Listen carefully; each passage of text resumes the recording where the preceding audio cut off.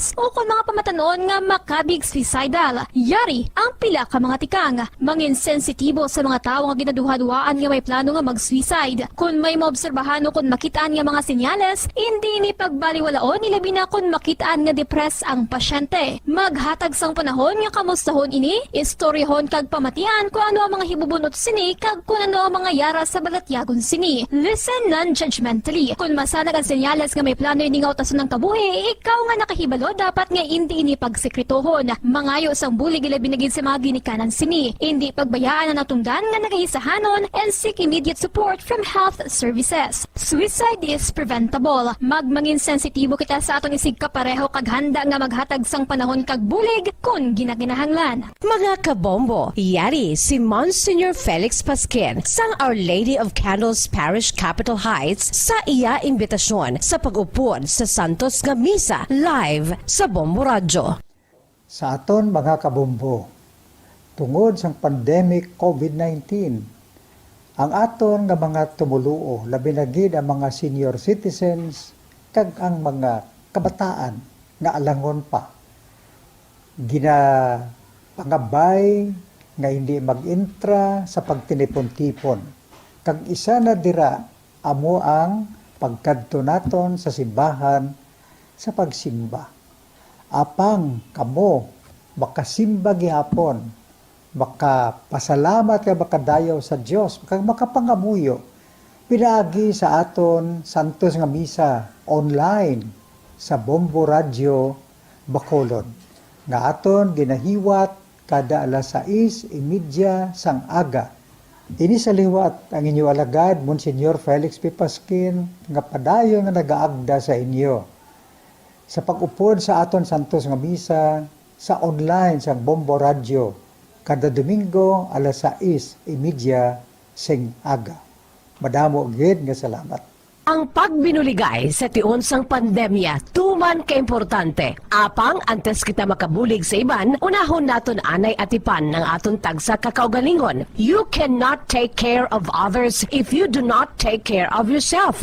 Base sa World Health Organization kung WHO, na sa tiun karon sang pandemic, madamo ang ginaigo sang stress. Pila sa masanag nga mga emotional symptoms nga maangon sa stress, ginakipansang pagbatsyag sang kahadlok, pagkasubo, kag kaakig. Sa bahin sang physical symptoms, nagabatsyag sang pagkasakit sang ulo, may kabudlayan sa pagtulog kapag kaon. Sa bahin sang behavioral symptoms, nagakadulaan na sang gana o kon motibasyon sa pagtrabaho. Nagataas ang pag-usa sang alcohol o kon drugs, kag wala na nagatambong sa mga ginapakigbahinan sa tunga religious, spiritual practices. Magun sini, iyari ang pila ka mga panugyan sang WHO agud nga makalikaw kita sa stress. Lingawon ang kaugalingon, pinaagi sa paghimo sa mga aktibidad nga imo gina-enjoy kag ginakaluyagan, kaangay sang pagbasa, pagkulokanta, pagsaot, pagluto, gardening, kag iban pa. Mag-exercise physically every day, magtulog sang temprano or getting enough sleep, eat well, kag ang pinakaimportante sa tanan, magpangamuyo. Subong nga may ara sang coronavirus pandemic, isa sa pinakamabudlay nga butang amo ang idi naton makita ang aton nga kontra. Gani, dapat mangin mahinalungon kita kag nagasunod sa minimum health protocols nga ginapatuman. Magluwas dira na kay balobala kamo mga kabombo nga dapat man nga i-disinfect ang mga cellphones agud malikawan ang virus. Santo sa pagtuon, ang isa ka typical nga cellphone user ang nagtandog sang cellphone sang 2,617 ka beses kada adlaw. Apang kon extreme cellphone user ka naman, ginatandog mo ang imo gadget sa masobra sa 5,400 ka beses sa isa ka adlaw. Paano i-disinfect ang mga cellphones? Una, dapat i-shutdown ini anay kagkuhaon sa case antisilimpyuhan. Sunod, bas-on ang tela sang tubig nga may lakot nga habon o kon rubbing alcohol. Pwede man magamit sang wet wipes nga may 70% isopropyl alcohol. Gamit ini, trapuhan ang screen, likod kag kilid sang cellphone. Siguraduhon nga wala sang moisture nga magasulod sa mga port. Syempre, limpyuhan man ang phone case antes ibalik diri ang cellphone.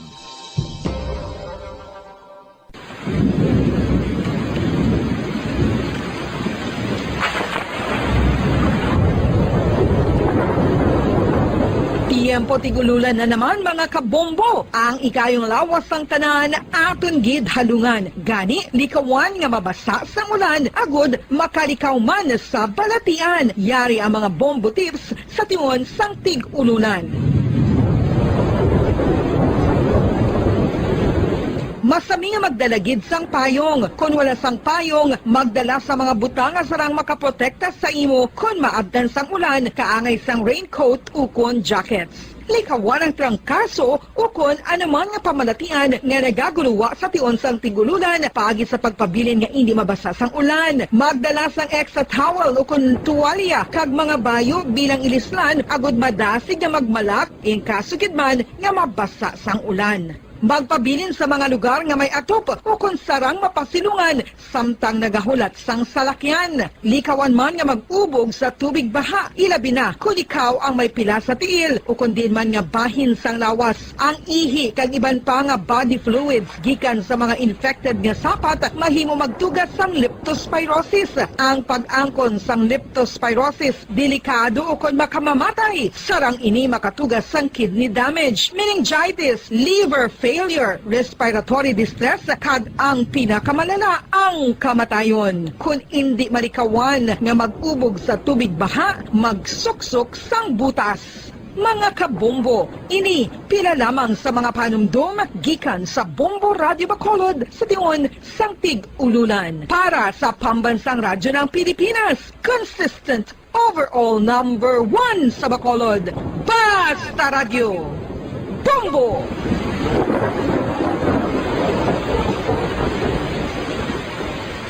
Ano ang RA 9003? Yari ang mga butang nga dapat mo mayburuan angot sa Ecological Solid Waste Management Act of 2000. Ang Section 10 nagamando sa decentralization sang waste management o kung paghaboy sang basura. Sa iya implementing rules, ginamanduan ang mga barangay nga magtukod sang Barangay Solid Waste Management Committee. Ano ang mga katungdanan sang Barangay Solid Waste Management Committee? Pagbahin-bahin kag koleksyon sang madunoton, ma-compost kag ma-recycle nga basura, pagtukod sang materials recovery facility, pagsumiter sang bulanan nga report sa munisipyo, pag-organisar sang multipurpose environment cooperative ukon asosasyon. Pagbalay sang solid waste management program sang barangay, pagpain kag pagpangita sang pondo, pagpahamtang sang core coordinators. Ang Section 21 nagamando sang pagbahin-bahin sang basura sa ginhalinan sini kag sa pagpatuman sang no segregation, no collection policy. Ang Section 32 nagamando sa pagtukod sang materials recovery facility sa kada barangay ukon clusters sa mga barangay.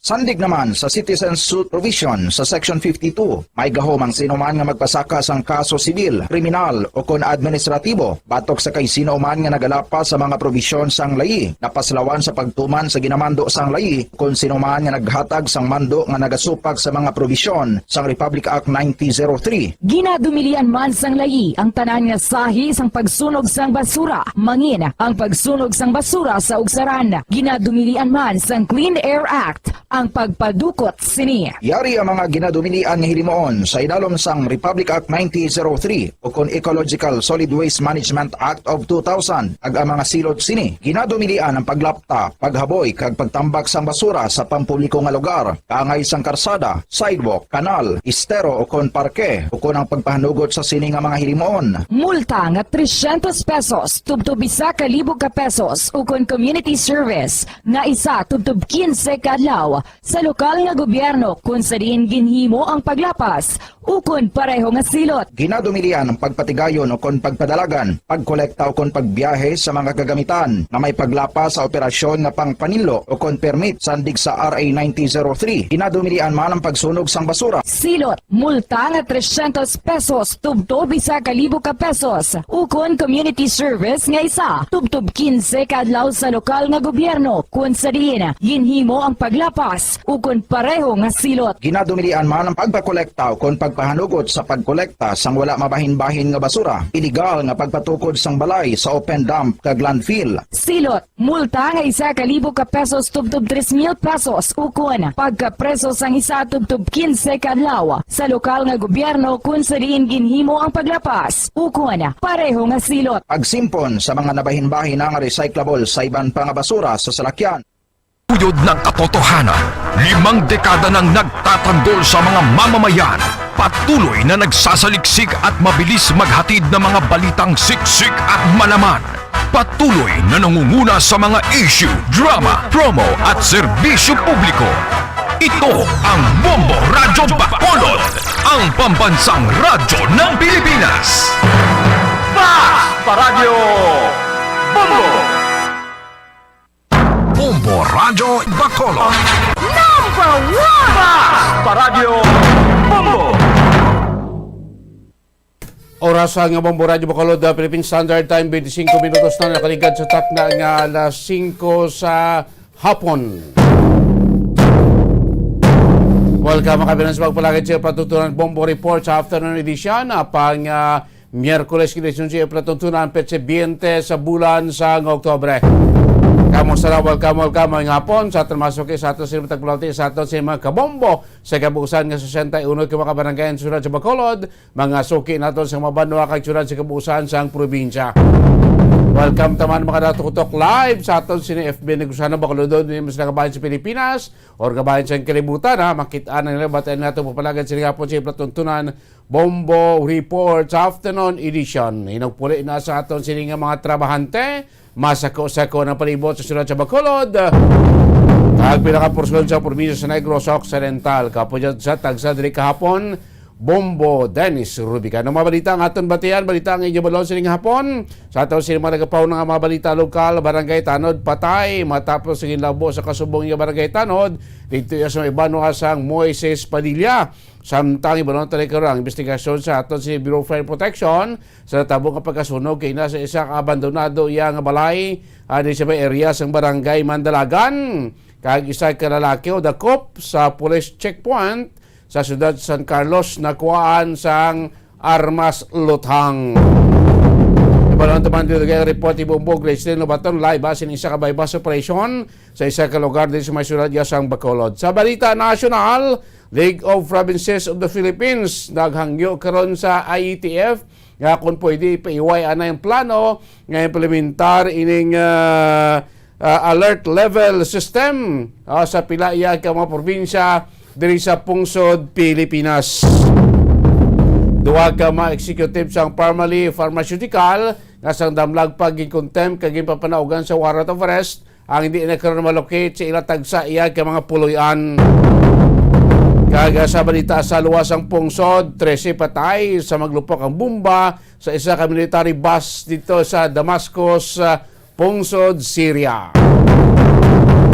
Tama na mga balita aton may balita aton kapadamon sila nga po palagad si Patutunan Bombo Report sa afternoon edition mga kabinan. Now, this time na ito si Bombo Gracelyn Lobaton silang live report karon sa area may isa kaging ginakandak karon nga drug by bust operation sa isa ka barangay diri sa may syudad sa Bacolod. Sino ni suspect kag daano mo sa mga suspecthan nga Cebu nga natagayon nga ma-recover sa ato sila nga mga operatiba sinigid nga mga tinion na mga kabinan sa pek niya contact live report ni Bombo Gracelyn Lobaton where the action is sining bypass operation. Bombo Gracelyn, mayong hapon kamin. Yes, Bombo Dennis, live kita subong sa Rosas Pandan. Purok Rosas Pandan, Barangay Banago, Siyudad sa Bacolod. Kung sa diin, magiging nga bypass operation ng atong sininga BCPO Police Station 3 sa pamuno sa atong sininga COP nga si Police Major Richard Pajarito Bombo Dennis. So subong, bago lang igasugod Bombo Dennis ang pag-inspect o kung pag-start sa atong sininga mga kapulisan inventory.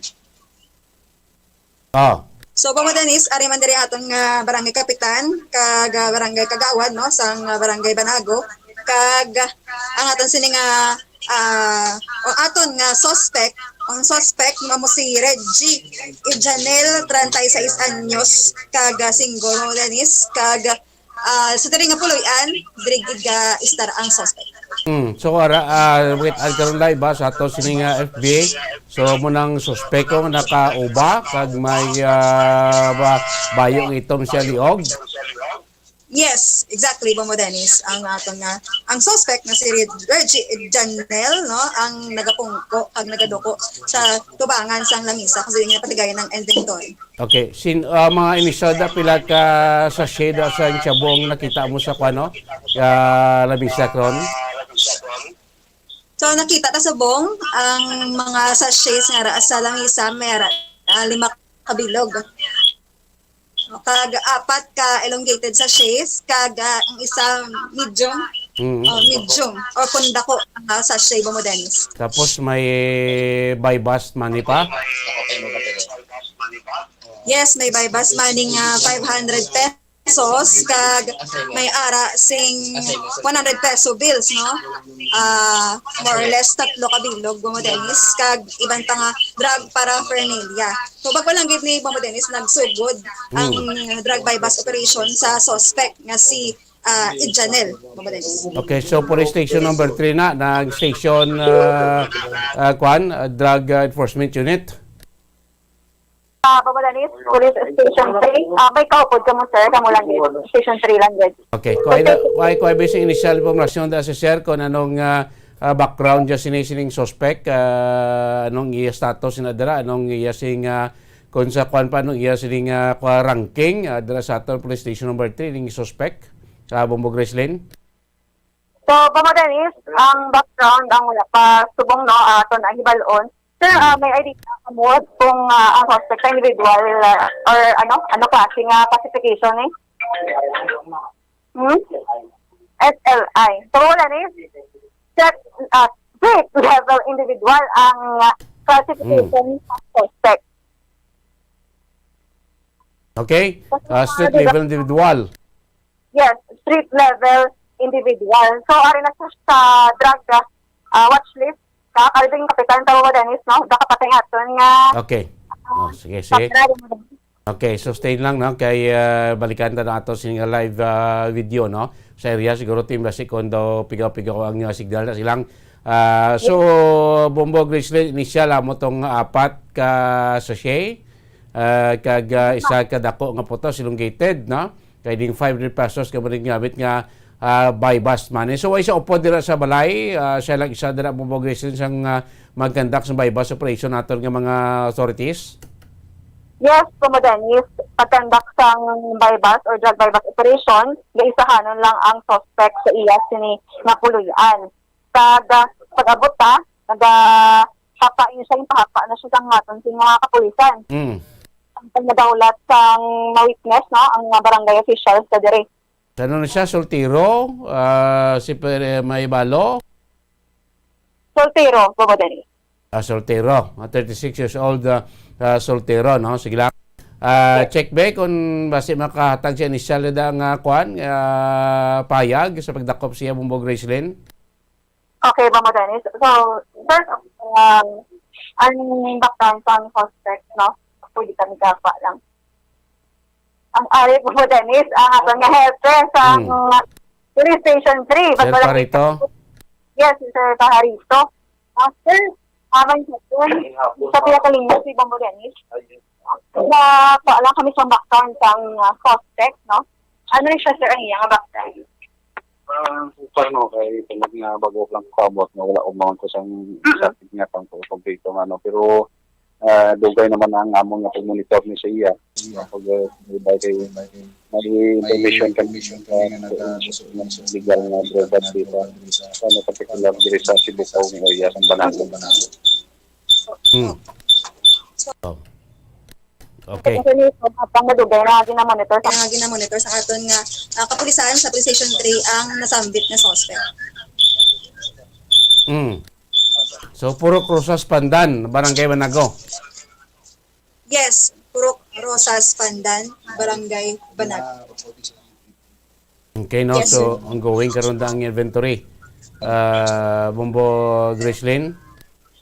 Yes, Dennis, ongoing pa ang inventory sa sining drug buy bust operation. Sige. So kaya hindi pa Dennis ang signal diri no. Gani. Ang suspect basi makahatag initial nga kwan nga comment ining suspect abe mo Gracelyn. So Dennis aton sa palapitan no. Sige be gaway nga ligwa. Dali no.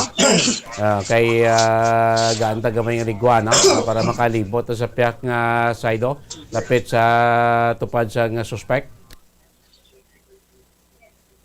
Di anong mahal mo kayo nila? Wala ka ngayon ba? Ang dugan mo? Hindi kayo planan ka wala? statement nga yatag sa aton. So, according sa aton mga kapulisan, nag-usar man siya? Yes. Okay. Na-report siya po din sa 888, according sa aton mga kapulisan. May namin, no? Na-report siya sa 888. Okay, so sa 888 naton, mostly ka 888, abo na yung national nga kwan mo, national nga complaint kwan na hotline. Bawti mo na guro king kandakan siya sa operation sa aton kapulisan, kay bangod na report to siya nga gagamit siya. Yes. Mamo Dennis, so amo na nga sang aton nga hepe nga report ang suspect sa 888 kagagamit ini siya kag subong sir makita ta nga basante subong. Hindi mo natin ma-determine, no? Pero sa iyang physical aspect. Pero pwede man natin siya i-submit for drug testing. So, posible, basta mga emotion nga kung natin, posible kung nagkabaligya, nagagamit man. Okay. So, mo Dennis, again, si Teacher Paharite. Hindi ito magambal ng suspect, daw walang ulungo to gina? Wala ba Dennis, hindi siya magpahayag, no, sa iyang statement. Okay, titagin naman tarong yung mana. Importante kin ko antas sa sing pahayag kung isa magambal ti yaman kin matarong bumbo Gracelyn. Okay. Babo Dennis, ari pa din may isa pa tadi ka interview, no, ang kapitan ta sa Barangay Banago. Ngayong hapon.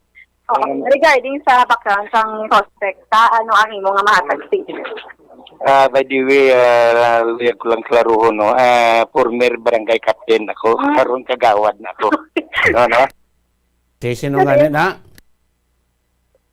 Mo Gracelyn? So, Babo Dennis, Sino na siya? Barangay Kagawad ang aton sining ginaistorya subong. Sino nga barangay kagawad? Barangay kagawad. Ano pangalan mo guys? Si kagawad Eduardo Torrecampo. Okay, kagawad Eduardo Torrecampo, former punong barangay. Go ahead mo Gracelyn. Yes, Babo Dennis, insakto. So, ari kita sa tupayo subong, Kagawad, anong mapahayag mo sa regarding sa Pero Actually, sa subong daw ay kuya ideya kasi ni kay ulihin man kami nag-abot diri kag request man lang kami nga mag-witness sa sining operation. Pero niya nga, hindi na di bation, nagabaligya. Daway ako ideya lang. Okay. So, Babo Dennis, so far, wala sing idea ang barangay official pa, but parogid nga ining suspect ang nakitaan sa ebidensya. Okay, so daw wala diya galupok ngalan niya, binga nagabaligya, galing ko katido sa mabulabog mo, pati sa pulis taya, nagwa na ngalan niya, impormasyon niya nga nagabaligya na siya, kag isa sa mga complaint dito sa 888 complaint hotline naton, Bumbo Gracelyn. Yes, insakto gid Babo Dennis sa subong, nagapatigayon sa gihapon ang inventory, bahibalon ta Babo Dennis, ang balor kag ang kabugaton sa illegal nga droga nga nakuha sa iya kag ang madugang paging background, no, sa aton nga hepe sa sini nga suspect. Sige, Bumbo Gracelyn, samtang ara kabuta nag-standby ka nagkaroon kay sa dugang pagiging mga detalye, no? Ilang ko yung kanilang report mabining hacking sa may kuano sa may Banuas nga Moises Badilla o Barangay Tanod labo sang kasubong niya Barangay Tanod, Bumbo Gracelyn. Yes, Bumbo Dennis, Barangay Tanod patay patapos nga labuon, no, sang isa pagid ka Barangay Tanod. So ang duha ka mga Barangay Tanod nga ini Bumbo Dennis ang permi man upod sa duty. So ang victim pa diri amo si Noli Carpintero, 48 anyos. Kag married din siya. So, ang iya sa nga residence sa Barangay Inulingan, Moises Padilla. Kag ang suspect amo si Aji Banares. 42 anyos. Kag married ban, Barangay Tanod, residente man siya nasambit nga barangay sang Banwa sang Moises Padilla. Babo Dennis, nag-inom-inom na sila. Kag samtang nag-inom, nag-ahampang sila sang pool. So, ang duha nga ini ang naglambot sa pagbinaisay as sang ginlampusan sang victim ang suspect Mamo Dennis sang tako or nagamit Oh, pala sa tako na. Tako. paghampang pakol kag ining suspect o Dennis ang wala man siguro ka masiling tabalang nga nangakid na siya or napikon. Naimpito man guro napikon. Yes po Dennis, so nagakuha siya sang bladed weapon kag ginlabo ang victim. So Bobo Dennis, according sa hepe no sang Moises Padilla nga si Police Captain Randy Babor, ini sila nga duha ang wala man sing grudge kag natabo lang gid nga mga hubog di sila. So paano gid ang mga inom ti gasulod sa pinsal bala mga malaing nga mga butang no. Sabi na gid kung gabi na isay sa tunga sang pag-inom nila sang alcohol. So Bobo Dennis, ang suspect ang nag-surrender man sa ila sini nga barangay kapitan sa nasambit nga barangay kag ginapatigayon man or nagpatigayon kagina sang inquest proceedings para nga makasakaan ini siya sang kaso nga homicide. Bobo Dennis. So may suspect wa man nalagyo. Amo sa natabla ko na aron gainom dapat ang inom ang ginainom ng alcohol ibutang sa tiyan hindi sa ulo kay tibudlay no kung medyo naka-epekto na to karon ang makulubog limnon si mo paminsaron ti amak mo bagod lang siyang guro ba't propiya ba si may isa to gabag ro gidiyaan siya kanang para sa siyang simple dinampusan niya sa tako ang suspect ting suspect ro ay man kautom kay hubog man naimpito man guro mo ni kunwa sa binangon kag linabo ining biktima. Yes, exactly, Bobo Dennis. Kag ang biktima ang nakaagom sang fatal hack wound sa iya sini nga ulo kag sa iban pagid nga bahin sang iya nga lawas. So makita sa atong nga litrato no ang mga tilas sang biktima. Bobo Dennis, pamatian ta ang pahayag sang hepe sang Moises Padilla Municipal Police Station nga si Police Captain Randy Babor. Inom-inom ni sila nga duwa ang biktima kang suspect. Parehas mula ni sila nga barangay Tanod. Off duty man ni sila kuno according sa barangay kapitan.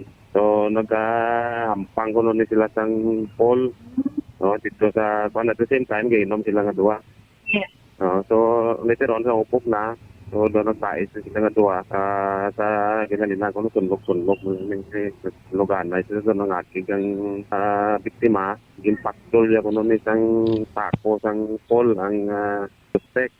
So, amo to nag-away sila. So, according sa suspect, nagana siya kuno nga makuha sang kutsilyo, amo to nga ginlabo niya. Sir, pila ka mga pilas ang naagom sang biktima? Bali, tatlo niyang pilas ang biktima. Patal, ang pinagapatal ni sa ulo. Ang isa sa may abaga, kag isa sa lawat. Ang aton nga or ang suspect sir na kapalagyo ko nadakpan?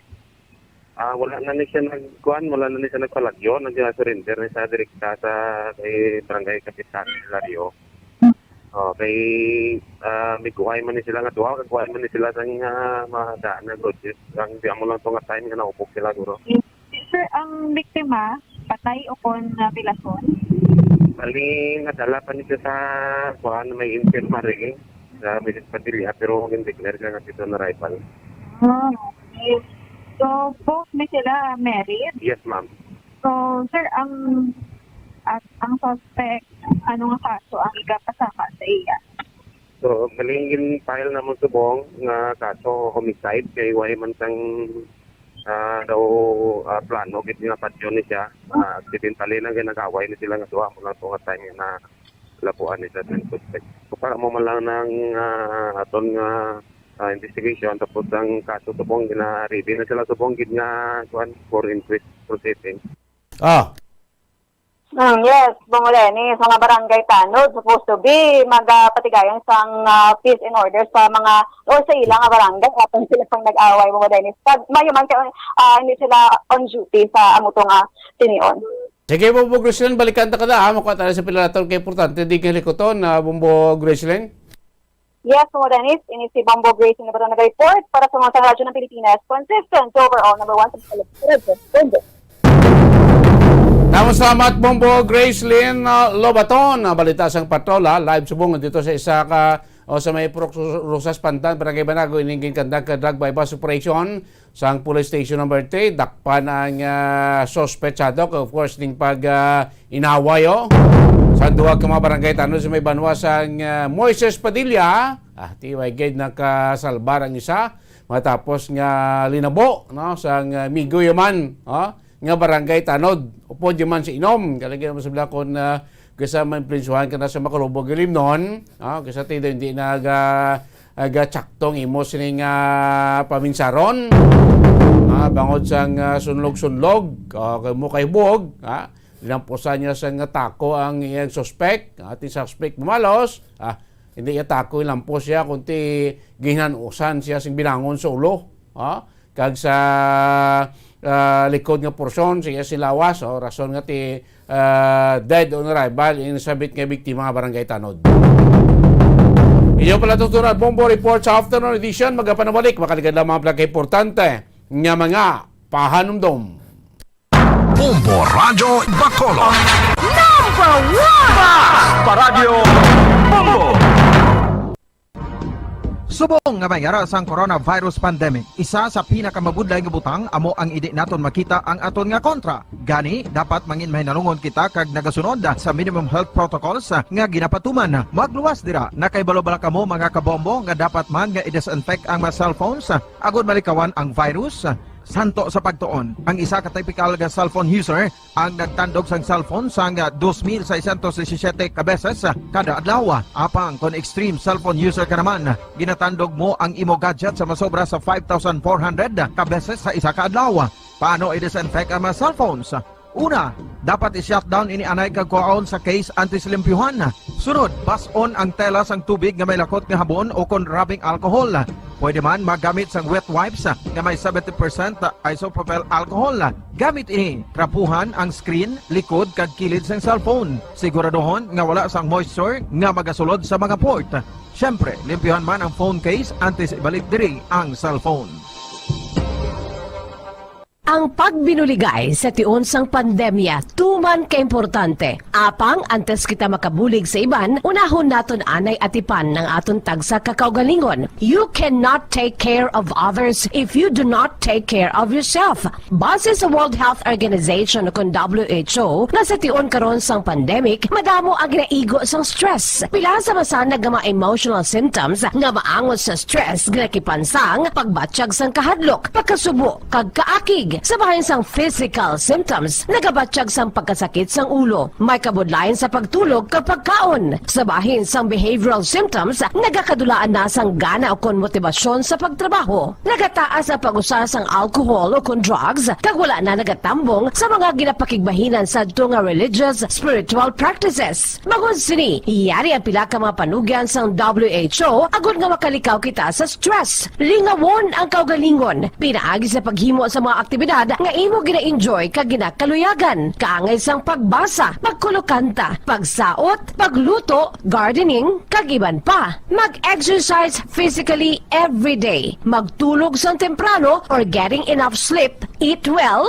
kag ang pinakaimportante sa tanan, magpangamuyo. Mga kabombo, yari si Monsignor Felix Pasquin sang Our Lady of Candles Parish Capitol Heights sa iya imbitasyon sa pag-upod sa Santos nga Misa live sa Bombo Radyo.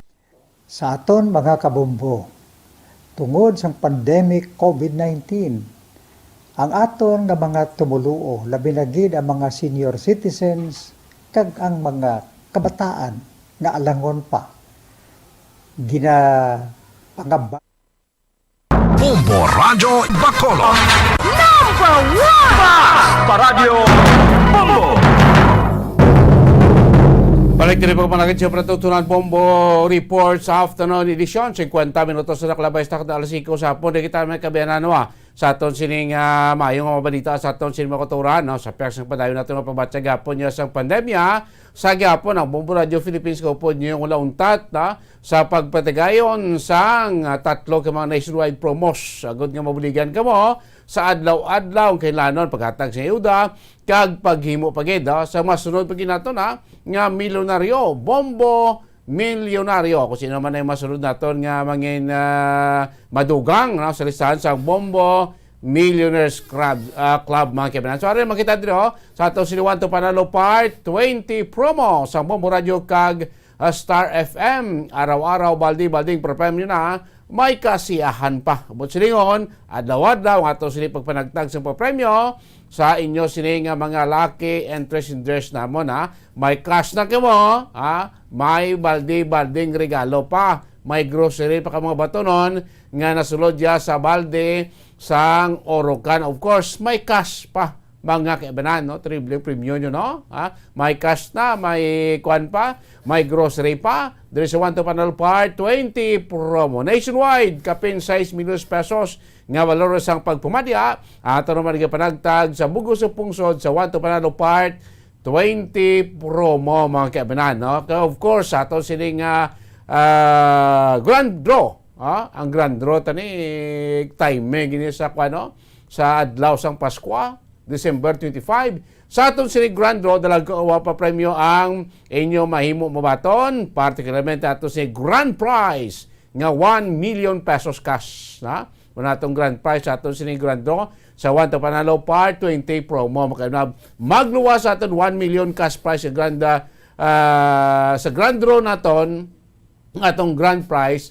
May ara pa kita 4 ka mga winner, tagsa kariyon, tagsa ka winner, magabaton sang 50,000 pesos cash. 4 na sila, isa sa Luzon, Visayas, Mindanao, kag National Capital Region. May per region kita nga premyo, plus may ara pa kita panagtag premyo ya guaranteed price per area.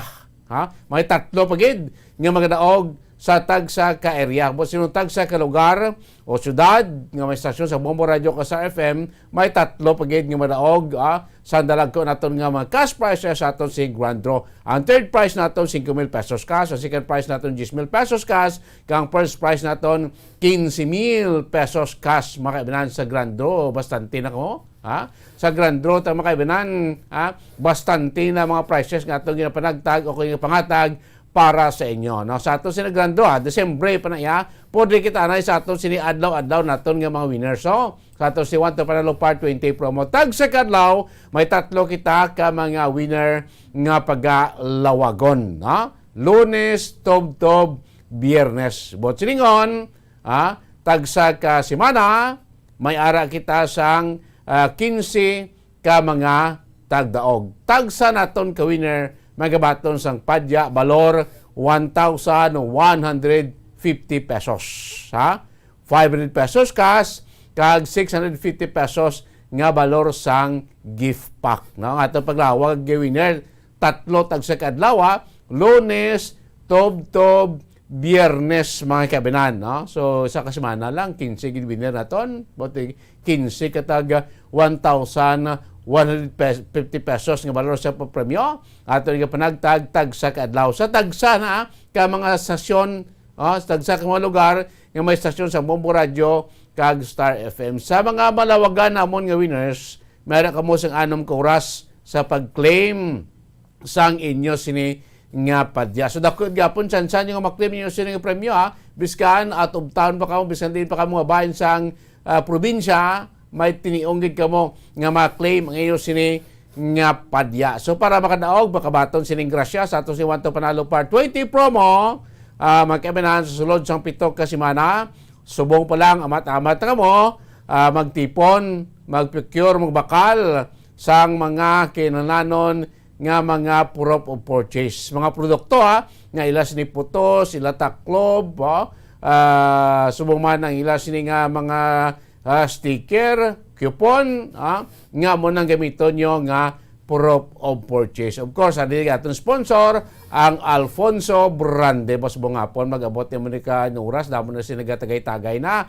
Baka lang mo sa Alfonso Brande, ang iya sinataklob, bimusa, gamitan ang proof of purchase. Subong man, dili ang Rexona deodorant. Sa mga young ones na ton, sa mga teenager na itong nagamit sa Rexona, hindi pagyaboy ang iya sining sachet, suludlan man dira, no? Kaya pwede nyo magamit nga proof of purchase. Subuman, ang sponsor ta nga Orocan, sticker kung coupon na. Sa Orocan, ari man diri ang Silver Swan, putos, sang no ito ay produkto sa Silver Swan, ka of course ardi ang Panyawan mga kaibinan. Kag ang coupon sang R Flority Pawn Shop and Jewelry. So muna mga mga produkto, serbisyo nga inyo siniitangkilik para magamit yung proper purchase ang yes, mga putos, coupon man or wrapper mga kaibinan. So matamat na mo para magkatipon na kamo sa inyong entry, makahulog na kamo sa inyo sining mga entry sa 1 to Panalo Part 20 promo kag magdaog sang dalag ko nga mga papremyo. Cash price, may kwarta na kamo, may groceries pa kamo nga batonon, adlaw-adlaw, may araw-araw, balde-balding papremyo na, may kasiyahan pa, ang inyong grocery nga premyo, paamanan ta pa na cash, para ang kinahanglan nyo adlaw-adlaw nga pagpangabalatan ni kay premyo ta nga cash ka grocery, kinahanglan gyud sa aton mga utod, adlaw-adlaw nila nga pagpangabuhi, di ba? Kung may aral ako ba sing grocery, may cash pa kamo, kunti, may bakal kamo bugas, may bakal kamo sudan, may lutoon pa kamo sa inyo, tagsa ka pa malay sa grocery sa inyo, siniya nga mabaton mga kaibinan. So, sini ko bantayan na ato sini grand draw, ang masunod aton nga bombo milyonaryo sa adlaw sang Paskwa, sa ato sing grand draw December 25, 1 million pesos cash ato sini nga grand prize mga kabinan. Tuloy-tuloy ni gapon yang ato sini nga mga papromo, tuloy-tuloy ni gapon ato papanagtag sa ato sini nga mga papremyo, kagrasya sa ato sini nga masuk sa kahinan sa mga papromo sang Bombo Radio Philippines mga kabinan. So hulog na ako na kamo, tipo na kamo kaya pag sinaton go, pwede na kamo hulog sa inyo sa mga entry. Hulog yun din mga entry nyo sa mga designated drop access na ton. Northern, Central, and Southern Negros, bumandis pa ribot sa sunod sa Bacolod, kag diri man sa atong studio, pwede nyo man din mahulog inyo sini nga mga entries mga kaibinan.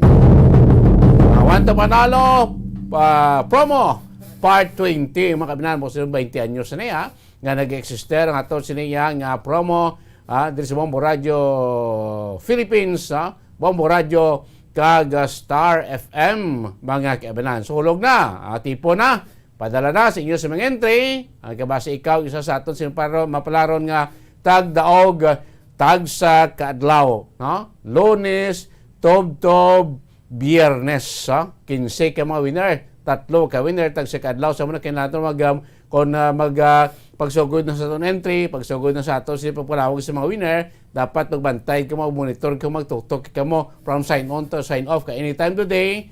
Da kita magalawag, da kita mag-anunsyar sang aton sining nga mga winner. So pagbati yung ngalan nyo, diskan 1 minuto, dalagan ka mo di studio dire, dala sa inyo sining nga valid ID, makuha nyo ang inyo dayon niya nga padya. Kaya wala pa malawag ang ngalan nyo, is ka winner, ang premyo nyo na preparar na para sa inyo. Kung kita di kadasig nga magpanagtag sa mga papremyo, ora mismo gusto ta nga ang premyo para sa inyo, inyo galo nyo makuha, kibala naman natin kinlanon nyo niya. Ang cash prices ka atong grocery item nga papremyo si Want to Panalo Part 20 promo sa Bombo Radio kag Star FM. 59 minutos na nakaligas tak na nga alas 5 sa hapon, salbay na kamo. News Center, dito kayo masunod dala ko, labas ka mga dapaw na nga mga balita national, nagapanubo. Daw mayo nga patimaan, sining adlaw makawinana, ang tali sa Department of Health sa kaso sang COVID-19. Subong adlaw, Oktubre 20, kahapon to, ginakabig nga lowest ang kaso. Subong nubo pagid subong adlaw 3,656 ang kaso, lowest daily tally since July 13 mga kabinan. So, kung mag-amuni ka namin lang magsinintab lang every day naganubo ang kaso nationwide. Ti mas mayo ni nga balita para sa aton sining mga pumuloyo para makasining tablang at least daw kuan kita tuloy ti bawas man kita sa aton sining gawi adlaw-adlaw, particularmente sa ato sila pala abuton nga Paskwa, amat-amat na nga pagnubo sang kaso sang COVID-19 sa aton siniya nga pungsod, no? Gabay pa nga maka-recover na kita. Kaya number one, aton sila nila aton nga apektado nga aton sining ekonomiya, mga kabinan. No? Napagin mga balita, inyo bantayan sa aton news center. Pagsunod, of course, ining apelasyon karon sa League of the Provinces sa Interagency Task Force nga kung pwede ikananay ipaiwain na ining pagpatuman, no? Sining tawag yang alert level system sa mga kaprobinsyanan sa Guaya sa National Capital Region. Muning apilar karon sa League of the Provinces.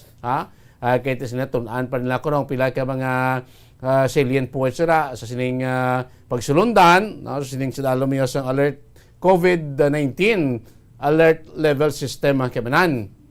Munang apilasyon nila ti laton ta paning session sa ATF, no, kon sugdan ko na ni kon baton na apelasyon kay toy tani subong gini masugod nga adlaw mo subong nga Miyerkules pro apelasyon sa League of Provinces yan pwede sa November 1 lang ipatuman ining alert level system sa mga kaprobinsyanan sa aton siniya nga pungsod mga kaibigan. Napakidugan naton nga mga balita bantayan dugay sa news center, of course, ining pagpangita na makaroon sang duwa ka mga executive sang Parmali Pharmaceutical nga sinatong ginadagdagan na sa warrant of arrest sang talikdan nga adlaw matapos ginsight sang contempt sang Senado tigin pangita ginkatuan sa ilang ginasaran nga mga apartment where to be found naman ining duwa ka mga executive sang Parmali Pharmaceutical ay last ning corporate secretary kag corporate president di na karon makitaan sa ila siniya nga ginaistaran mga kabinan kay going panigapon ang kuani ang investigasyon sa Senate Blue Ribbon Committee sa sining maanomaliya nga transaksyon nga nainvolbar ining kompanya sa pagbakal sang pila iya ka mga kinanon sa aton sining kampanya aton sini away against COVID-19. Mga face shield, face mask. Ito ang Parmali Pharmaceutical na tutukan. Ang ibanda ko daw pati sa Maniliga ito gitudlo man nga mga nag-involver sa Namaliya itong 1 milyon ka pesos ang bakal ni mo Kauson nga ano to ang ginbakal ya face mask to sa isang hardware sige locate ang hardware doon makita sa sinang address at tag ito nga kwan at tag ito yung palapaw makabinati hindi natin 1 milyon na butang na sa bulsa mga kabanan kag sumana sa atong pila ka mga balita gikan sa pungsod ining bombing sa isa ka military bus sa pungsod Syria 13 patay matapos nga butangan sa bomba ining military bus nga ginasakyan sang mga military personnel dito iya sa may siyudad sang Damascus pungsod Syria mga kabanan kung dito sa India pinasahi nga krimen ginimo sa bana ginpatay ang iya sining asawa pagi sa pagpakagat sa cobra nga manog terrible tisinot sa prosecutor si India nga pinasahi ining kaso or pinasahi ining krimen mga kabanan punto dahil ito ko salbar sa waya patay gini matapos nga gikagat sining makahalalit dalitan poisonous nga manog ining cobra mga kabanan.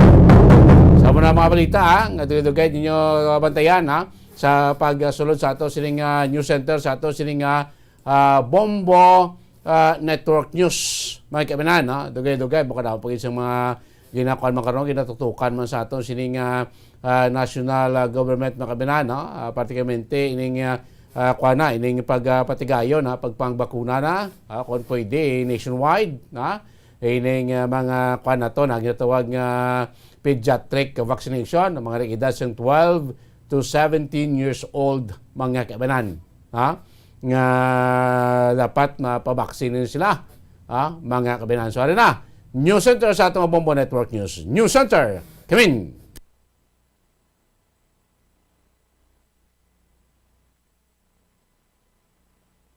Lamang ay ilang mga business groups daw ang nagrekomenda na tanggapin lamang sa trabaho ang mga bakunado kontra naman sa COVID-19. The coronavirus infectious disease or COVID-19 Pandemic Update.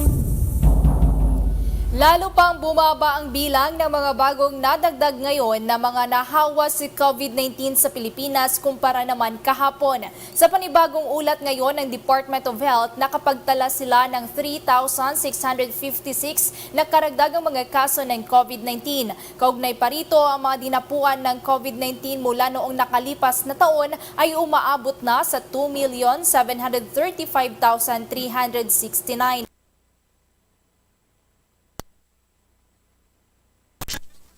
Nahawa si COVID-19 sa Pilipinas kumpara naman kahapon. Sa panibagong ulat ngayon ng Department of Health, nakapagtala sila ng 3,656 na karagdagang mga kaso ng COVID-19. Kaugnay pa rito, ang mga dinapuan ng COVID-19 mula noong nakalipas na taon ay umaabot na sa 2,735,369. Sa kabila naman nito, ang mga aktibong kaso sa bansa ay umaabot pa rin sa 67,061. Ang mga bagong gumaling mula sa virus ay umaabot naman na sa 228.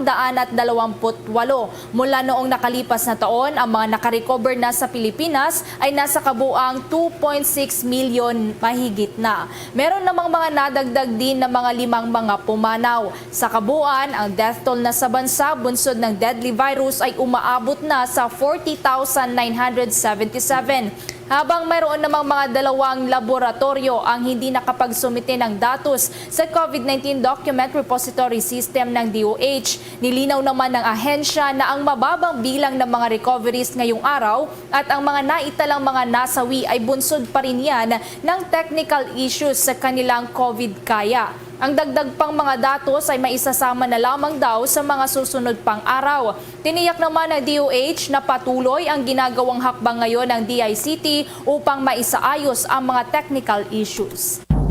Samantala naman, nakapagtala ng mababang reproduction number na tinatawag o kaya naman ay nahawaan ng COVID-19 ang Metro Manila at 8 key areas o mas kilala bilang NCR Plus 8. Base naman sa latest monitoring ng Octa Research Group. Binubuo ang NCR Plus 8 ng Metro Manila, Cebu City, Davao City, kasama yung Batangas, lalawigan ng Bulacan, Cavite, Laguna, Pampanga at Rizal Province. Ayon kay Octa Research Fellow Dr. Guido David, na nasa downward trend ang reproduction number ng COVID-19 sa lahat ng lugar sa NCR Plus 8 na kasalukuyang nasa less than 0.55. Base pa sa monitor na turang research group, yung probinsya raw ng Cavite ang may pinakamababang reproduction number na nasa 0.43. Sunod naman ang Cebu City, 0.44. Ang lalawigan ng Laguna, 0.45. Ang Davao City, nasa 0.49. Ang reproduction number naman sa iba pang lugar, gaya ng Bulacan ay nasa 0.50. Yung Batangas, 0.51. Metro Manila, 0.52. Yung Pampanga, 0.52. At yung Rizal Province ay 0.55. Samantala, nasa moderate level naman ang positivity rate. Ito po yung bilang ng mga individual na nagpositibo sa COVID-19 sa Metro Manila na nasa 8%. Yung Cebu City at Cavite ay parehong nasa 6% na natili namang nasa high level yung positivity rate sa iba pang mga lugar. Ayon naman sa World Health Organization, ang ideal positivity rate sa COVID-19 ay dapat sana ay nasa 5%. Nasa low level naman ang healthcare utilization rate sa National Capital Region kasama yung tatawag na plus 8. Pagdating naman doon sa mga intensive care utilization rate, doon sa mga ospital na gagamit ng kanilang ICU, karamihan sa mga lugar sa NCR Plus 8 ay nasa low level habang yung mga lugar sa Davao City, yung Batangas at Rizal ay natili pa rin sa moderate level.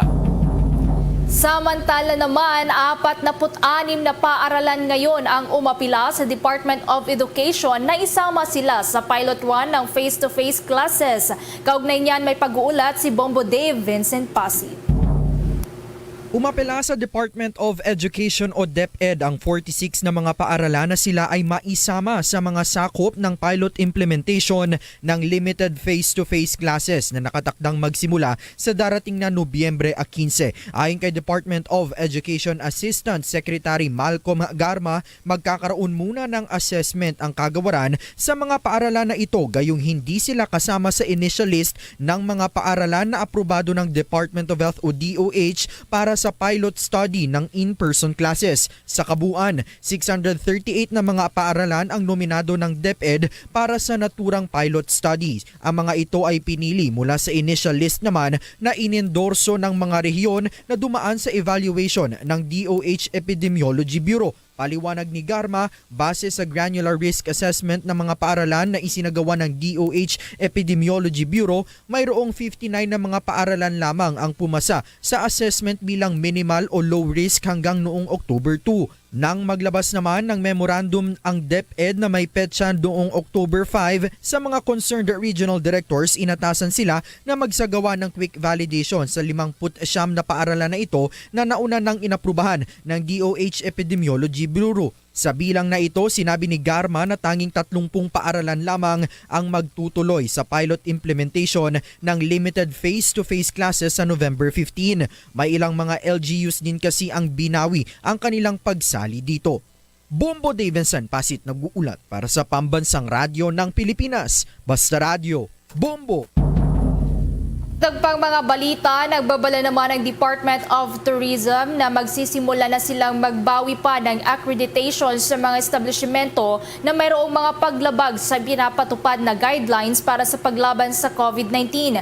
Ito ang sinabi ni Tourism Assistant Secretary Wodro Makiling Jr. kasunod na rin ng mga natanggap na report sa pagdami pa ng mga bumibisita sa tourist spots na hindi sumusunod sa minimum health protocols. Ayon pa sa opisyal, pananagutan na ng mga establishmento ang pagpapatupad ng paghihigpit sa mga pumapasok na bisita sa kanilang lugar. Umapila rin ang Department of Tourism sa publiko na maging responsableng turista sa kabila ng pagbaba ng bilang ng mga kaso ng COVID-19 sa ating bansa. Samantala sa kaugnay na balitang yan, ano kayang ginagawa rito ng PNP? Kaugnay po naman sa pagpanatili sa alert status at ginarin sa mga hakbang para maiwasan na rin yung patuloy na pagkumpol-kumpol ng mga tao at yung pagkalat pa nga dito ng COVID-19. Mga detalye na yan mula naman kay Bombo Adali Soberano. Binilinan ni PNP Chief Police General Guillermo Eleazar ang mga Police Regional Officers Commanders na siguraduhing kabisado ng kani-kanilang mga tauhan ang mga patakaran sa iba't ibang alert level upang maiwasan ang kalituhan sa pagpapatupad nito.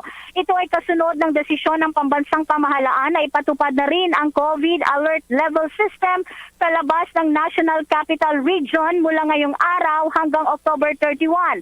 Ayon kasi kay Presidential Spokesman Harry Roque, ang Negros Oriental at Davao Occidental ay isa sa ilalim sa Alert Level 4. Alert Level 3 naman ang Cavite, Laguna, Rizal, Siquijor, Davao City at Davao del Norte. Habang Alert Level 2 ang Batangas, Quezon, Lucena City, Bohol, Cebu City, Lapu-Lapu City, Mandaue City, Cebu, Davao de Oro, Davao del Sur, and Davao Oriental. Sinabi ni Eleazar na hudyat ito ng unti-unting pagbabalik sa normal ng sitwasyon sa bansa. Gayunpaman, sinabi ng PNP Chief, hindi ito dahilan para mag-relax ang PNP at may kautusan na ang mga unit commanders na siguraduhin may mga pinaluwag na patakaran ay hindi magre-resulta sa pagkakaroon ng mga super spreader events. Pakinggan natin si PNP Chief General Guillermo Eleazar. Kasama ang inyong Philippine National Police na natutuwa sa unti-unting pagbabalik sa normal na sitwasyon sa ating bansa. But this will not be the reason for us to lower our guard because as the national government plans to expand the easing of restrictions beyond Metro Manila, I've already issued an instruction to all our unit commanders to fully prepare for this in the respective areas of responsibility in order to ensure that this will not result in super spreader events. Inaasahan din namin sa PNP na magkakaroon ng disiplina ang ating mga kabayan upang manatiling alerto upang matiyak ang kanilang kaligtasan dahil nanatiling banta ang COVID-19 lalo kung hindi tayo mag-iingat at ipagsasawalang bahala ang mga sakripisyong ating nagawa sa mahigit 1 taon ng pandemya. Si PNP Chief General Guillermo Eleazar. Bombo Anali Montaño Soberano nag-uulat para sa Pambansang Radyo ng Pilipinas. Basta Radio, Bombo! Bombo, siguro kailangan talaga na maging aware at pag-ibayuhin tong mga hakbang nito ng PNP dahil sa nito nakalipas na araw ating napansin ay medyo kulang din ang pulis dyan sa may lugar. Itong Dolomite Beach sa Bomboan, yung paglabas ng mga tao na sa alert level 3, parang na-miss nila yung environment Bomboan. Kaya minsan makikita natin at doon sa mga bidyong kinukuha natin talaga namang nawawala na yung mga tao sa kanilang pag-iingat Bomboan. Yung sinasabing social distancing nawawala na Bomboan. So anong mga hakbang dito o kaya mga kaparusahan ba? Kasi I understand maging kagabi si DILG Secretary ay nag-alerto rin. Maging yung DOH, umaapila rin sa mga LGU sa Bomboan, na huwag magpabaya at huwag maging kampante, Bomboan. Tama ka, Bombo Elmar. Kaya nga nung isang araw, nung makita iyon ng mga nagsilabasang mga videos dito nga sa may Dolomite Beach at lalo na dito sa may simbahan noong linggo, dito sa may St. Peter sa Quezon City, Bombo Elmar, nakita din na talagang jam-pack yung mga tao. Kaya nga inatasan ni PNP Chief na mag-deploy ng maraming mga personnel dito nga sa mga public places gaya ng mga public places na pinupuntahan ng ating mga kababayan. Kaya nga kanina, Bombo Elmar, may mga pakonti-konti na tayo nakikita, pero ang gusto talaga ni PNP Chief ay buhos yung mga police personnel dito sa mga area dahil para mapanatili yung physical distancing at social distancing at yung minimum health protocol. Kaya nga ito yung inuulit-ulit ng pambansang pulisya sa kanilang mga tauhan na tiyaking nasusunod itong minimum public health standard, Bombo Elmar. Alright, maraming salamat si Bombo Annalise Soberano. Bombo Sports News. Samantala muna mga kabombo ka Star Nation, muli pong nagkampiyon ang Pinoy Super Grandmaster na si Wesley So sa katatapos lamang ngayong araw ng 2021 US Chess Championship. Ito po yung nangyari kanina. Dito nakalipas na taon ay tinanghal din na kampiyon ang Cavite-born na si Wesley na ngayon ay isa namang American citizen at naglalaro na sa ilalim ng bandila ng Amerika. Bago ang rapid tiebreaker na tinatawag kanina, nagtapos kasi sa tig 6.5 points ang tatlong mga Grandmasters na sina Grandmaster Fabiano Caruana at Samuel Sevian. Dahil dito nauwi sa rapid playoff ang nangyari upang kilalanin ang hari sa taunang event doon sa Estados Unidos na ginap sa St. Louis Chess Club sa Missouri. Inamin naman ni Wesley So na hindi niya akalain na magkakampiyon muli siya ngayong taon, lalo na at humabol ang world's number 2 na si Caruana doon sa kanilang standings. Misto na rin pa-birthday ang muling pagkampiyon ng Pinoy Super Grandmaster dahil sa nakalipas na linggo ay katatapos lamang niya mag-27 anyos. Nagbulsa si Wesley ng katumbas naman ang tumataginting na katumbas na 2.5 million pesos. Kung tutusin, ito na yung ikatlong world chess title ni Wesley doon sa Amerika. You can just imagine, dumayo pa doon at nagkampiyon pa doon sa Amerika itong si Wesley So. Kung malala, dating kampiyon sa Pilipinas si Wesley So, pero nadismaya ito sa politika sa Pilipinas at kakulangan ng mga chess tournament. Kaya naman ay nagtungo na lamang siya sa Amerika at doon na siya naninirahan ngayon at naging isa na siyang US citizen.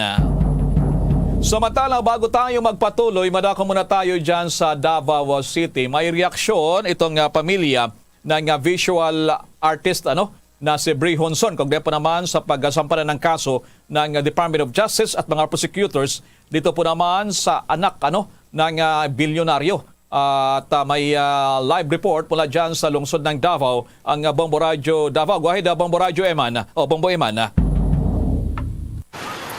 Bombo Elman, nabuhayan nga ngayon ng pag-asa yung pamilya Honson sa naging laban kay Julian Ugting, kung saan huling nakasama nga ng namatay na gabuhin yung artist na si Bri Honson. Una na nagsampa yung kaso Bombo Elman sa DOJ, Department of Justice, sa Regional Trial Court ng San Fernando, La Union, kung saan non-bailable nga yung kaso na paglabag sa RA 9165 o Comprehensive Dangerous Drugs Act of 2002 laban sa anak ng business tycoon at dating Minister of Trade and Industry na si Roberto Ongpin. Kung maalala, Bombo Elman, na-recover nga na wala ng buhay si Bri Honson sa isang hotel sa San Fernando, La Union, sa isang hotel sa La Union noong September 18 kung saan na-recover yung higit 12 gramo nga ng cocaine kasama nga dito si Juliano Ongpin. Samantalang kasabay ng ika-30th day o araw mula nang pumanaw si Bri ay nagpayag naman yung itong si Dr. Sally Honson na hinihintay pa rin nila yung dagdag na investigasyon sa pagkamatay nga ng kanyang isang anak kung saan dito silang magsampa ng kasong murder o homicide laban naman kay Julian. Una na nagpalabas ng precautionary hold departure order ang Regional Trial Court kung saan noong October 8 laban naman kay Julian Umping. Ating pakinggan, Bobelma, yung naging pahayag naman ng kanyang inang si Dr. Sally Hunson. Both public, local government healthcare facilities po and private hospitals or private healthcare facilities po, including laboratories and hospitals po. Would this include the personnel that we referred to during the last hearing? Ito yung mga hindi nasama. Bombo Eman. Yes. Ang tanong ko, Bombo Eman, kumusta naman ang pakikiramay din na maging may mga artista rin ba na hanggang ngayon ay patuloy pa rin nagpapaabot ng pakikidalamhati dyan sa pamilya sa Davao, Bombo Eman? Yun nga yung sinabi ni Dr. Salome Hunson na umaasa silang agad na mabibigyan ng solusyon yung kaso nga ng kanyang anak na si Bri Honson. Sa kasalukuyan, Bobelma, marami ring natatanggap pa na pakikiramay nga itong si Dr. Salome Honson patungkol nga sa pagkamatay ng kanyang anak na si Bri. Actually, Bobelma, sa darating na October 28 ay may sasagawa umanong panawagan yung pamilya Honson sa social media. Magagawa sila ng panawagan na hustisya para naman sa kanyang anak na si Bri, kung saan ito rin yung araw, Bombo Elmar, ng ika-40 days ni Bri Honson. Sa kasalukuyan, Bombo Elmar, si Salome ay nasa La Union naman, ay parang kunin yung mga gamit naman ng kanyang anak at tutukan rin yung kanyang ang kaso na pagkamatay nga ni Bri, at umasa siyang, yun nga, magsasampa sila ng kasong murder laban naman kay Julian. Okay. Bombo Radyo Davao, meron na bang anunsyo dyan sa magiging aktibidades? Nalalapit na yung yung Todos Los Santos, Bombo Eman. How's that? Actually, Bombo Elmar, sa kasalukuyan, simula pa noong weekend, Bombo Elmar, ay nag-deploy nga na ng mga kapulisan dito sa iba't ibang sementeryo dito sa lungsod ng Davao. Actually, Bombo Elmar, nung weekend rin, ay dumalo na rin si Salome sa libingan ng kanyang anak dito sa Davao Memorial Park. At yun nga, ay kasabay nga doon ng kanyang pagbisita sa libingan ng kanyang anak, ay umaasa rin itong makakamit agad ang hustisya dito, Bombo Elmar. Okay, ulitin ba natin, Bombo Dennis? Okay. Anyway, maraming salamat, Bombo Eman, sa mga latest na update na yan mula po naman dyan sa pamilya Honson, lalo na dyan sa Davao, na matuturing na sensational case, itong pagpatay kay Bri Honson. Maraming salamat, Bombo Radyo Davao. Yan ang balita mula hipila ng Bombo Radyo Davao. Para sa Bombo Network News, Bombo Eman de la Peña sa Mabasa Radyo ng Pilipinas, Basta Radyo, Bombo! Sa iba namang mga balita, karagdagang 2.7 billion pesos na pondo ang kailangan umano ayon sa Department of Health para sa risk allowance sa mga healthcare workers. Mamaya atin niyang dadakuan sa mga karagdagan pang mga balita kaugnay ng pagpapatuloy pa rin ng paghihimok ng Department of Health. Pinaigting pa ng ahensya ang distribusyon ng special risk allowance sa mga health frontliners. Ayon kay Department of Health Assistant Secretary Maylin Beltran na nasa 87% na ang kanilang naipamahagi ng nasabing benepisyo o katumbas yan ng nasa 526,727 na mga eligible recipients sa buong bansa. Maging ang mga non-medical workers katulad na lamang ng utility personnel ay isinasama na rin sa bibigyan ng dagdag na suporta. Kaugnay pa rito, humihingi ang Department of Health ng karagdagan pang 2.7 billion pesos para nga mapunan ang healthcare workers na mga benepisyo. Samantala muna, bago tayo magpatuloy, madako muna tayo dyan sa Senado sa patuloy pa rin ang ginagawang investigasyon kaugnay po naman sa controversial nitong pagbili pag-purchase ng gobyerno ng medical supplies para naman sa medical health workers. Itong controversial na kumpanya ng Pharmally. Ano kayang susunod hakbang dito ng Senado? May mga detalye at updates si Bombo Dennis Samito. Plano ngayon ng ilang senador na amyendahan yung protocol sa pag-aresto sa mga personalidad na kanilang nakukontempt bunsod ng sari-saring dahilan. May mga pagkakataon, hindi nagsasabi ng totoo. Meron din naman na nagtatago ng kanilang mga hawak na impormasyon at maging ng mga dokumento. Punsod ito ng biglaang pagtatago ng magkapatid na sina Mohit Dargani at Twinkle Dargani na kapwa mataas na opisyal ng Parmali. Maging ang issue ng biglaang pagkawala dati ng contact dito kay Crisel Grace Mago bago pa siya nagpakustudiya sa Kamara ay naging usapan din na Bombo Elmar, Bombo Ever, ukol yan dun sa ginawang tampering ng expiration date ng ilang mga produkto, pero nung pinasasagot na itong si Mago ay hindi na siya bigla makontak. Ayon kay Senator Ping Lacson at Senator Franklin Drilon, mahalagang matiyak na may haharap ang mga personalidad na may kinalaman sa anumang usapin na dapat naman nilang ipagpaliwanag sa harapan ng mga senador. Paano kala ng mga mambabatas, dapat na agad na i-deploy yung mga tauhan ng Office of Sergeant at Arms kung may ipaparestong resource person para maiwasan na ang mga ito ay makatakas pa. Dagdag pa ni Drilon, ang pagtakas ay palatandaan ng pagiging guilty. Kaya lalo lamang umanong tumitibay ang aligasyon laban sa mga opisyal ng Parmali hanggat hindi sila muling lumalantad at nagpapaliwanag, kasama na yung pagsusumiti ng mga hinihinging dokumento ng Senate Blue Ribbon Committee na ilang pagkakataon na, ngunit hindi pa rin sila nagkukumply doon sa submission ng nasabing mga importanteng papeles. Bombo Elmar? Bombo Dennis, hanggang ngayon ba ay wala pang inilalabas na mga feelers na sumuko itong dalawa na magkapatid na executives ng kumpanya, Bombo Dennis?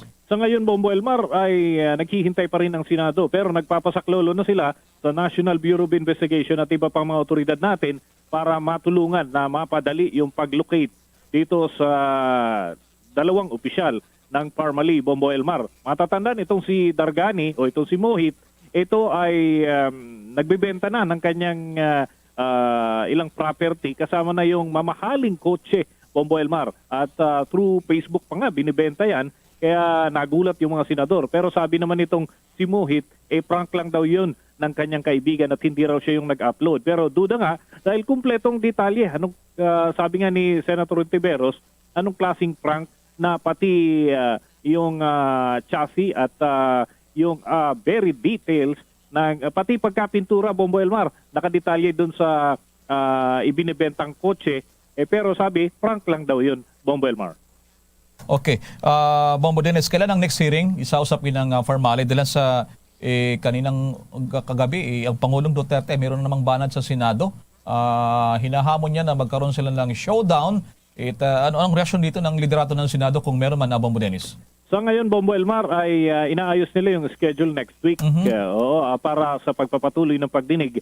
Yan yung magiging pang 13 hearing ng Senate Blue Ribbon Committee. Pero yung showdown, tinawanan lamang ng mga senador, Bombo Elmar, dahil yung hinihinging showdown, hindi naman yun yung kinakailangan daw sa ikalilinaw ng issue dahil wala naman silang plano na pakialaman yung pondo para sa executive department, executive branch of government, dahil dun sila sa issue ng korupsyon at sabuatan dun sa pag-purchase ng mga PPE at hindi dun sa budget ng tanggapan ng Pangulo, Bombo Elmar.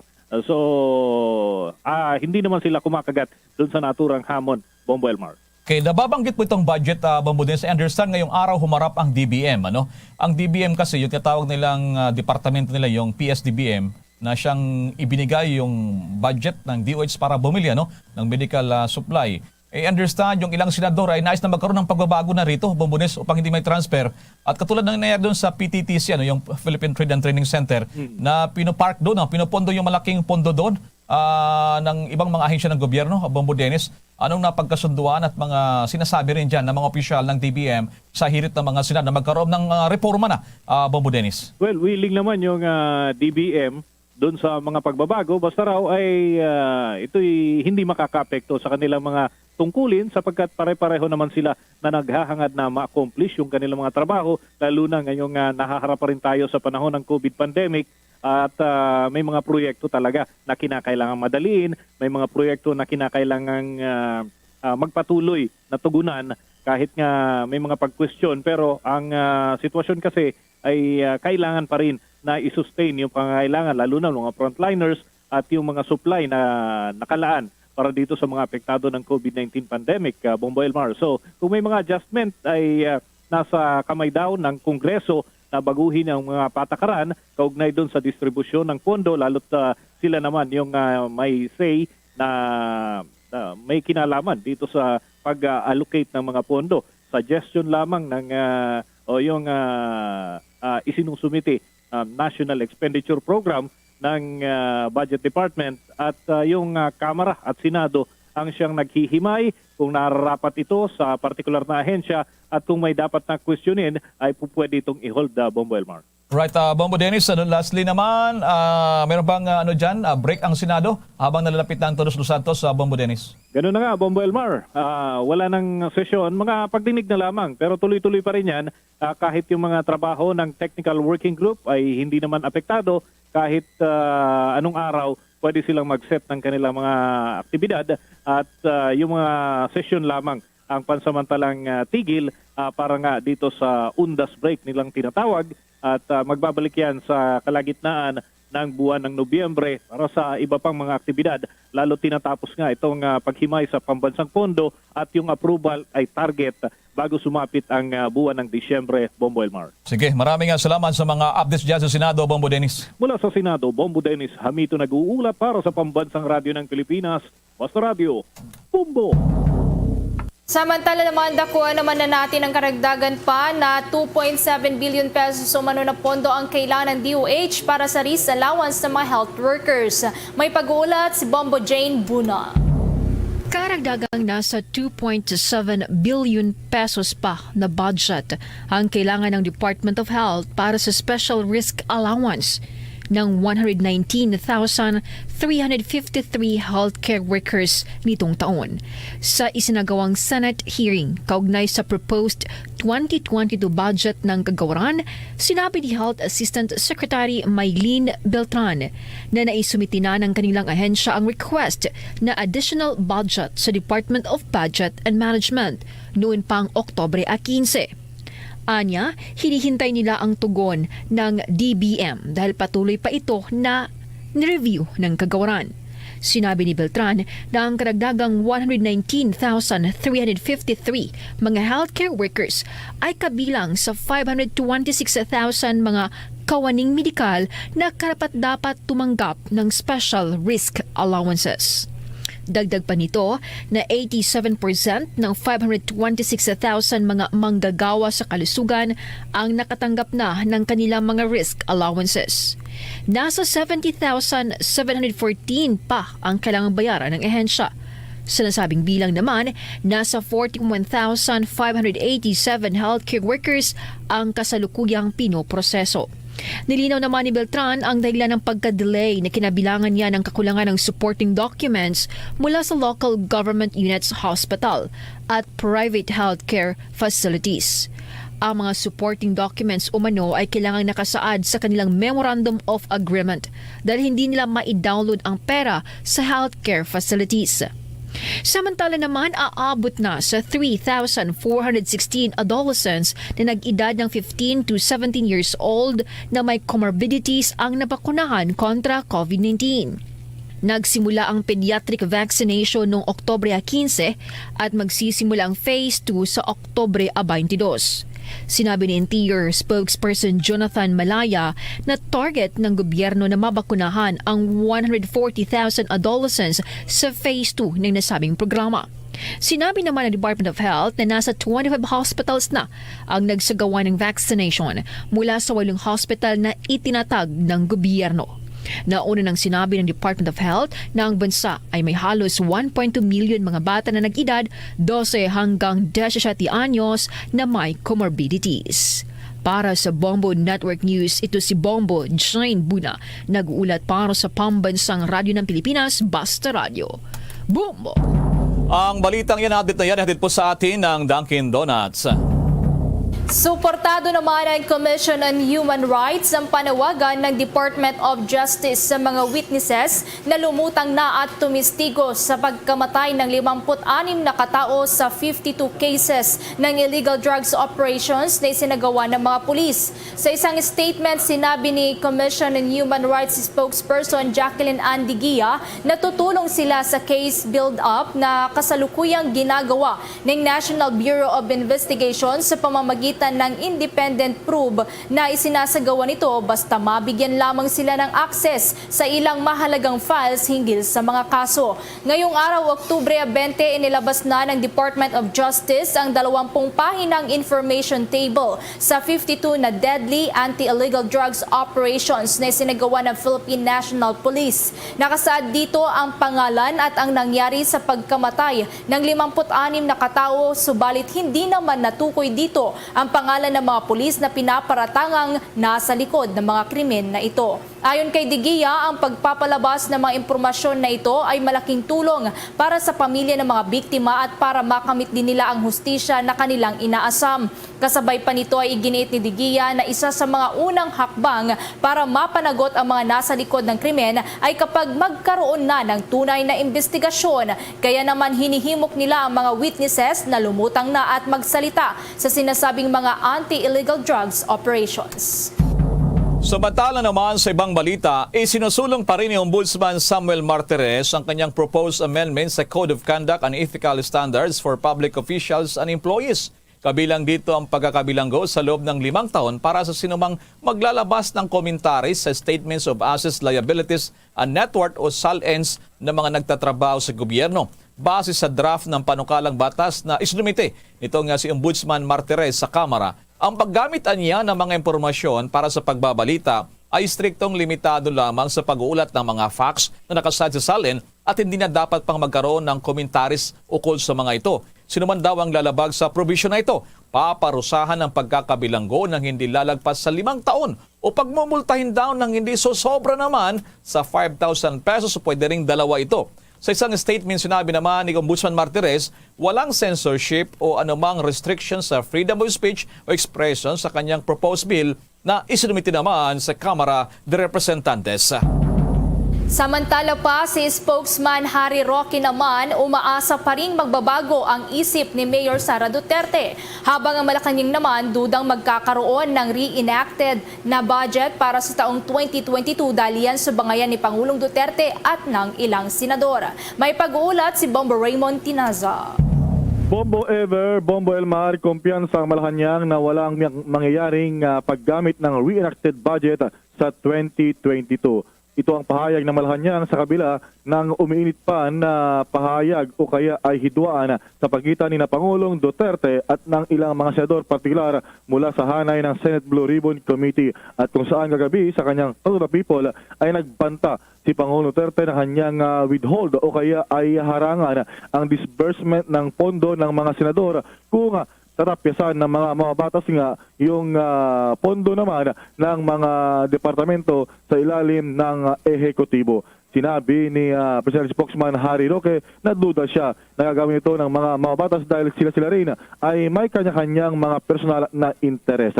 Kinakailangan daw ng mga batas ng mga resources para sa kanilang eleksyon o kaya ay re-election. At sinabi pa ni Secretary Roque na sa kanyang pagkakaalam ay marami yung gustong ma-re-elect sa pagkasenador habang yung iba naman ay gustong mahalal sa mas mataas na posisyon. Nariyan din daw yung public opinion at hindi sila maaring kumbaga ay tatamaan ng adverse public opinion kapag pinili nila yung pamumulitika at hindi ipasa yung COVID-19 related budget para sa sunod na taon. Na itong bahagi pa ng pahayag ni Secretary Harry Roque. I don't think so.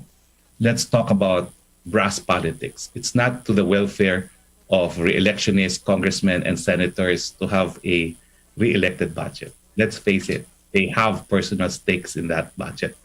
And they will have to pass it because they need the resources, all the resources that they can get for the elections. And I want you to read between the lines.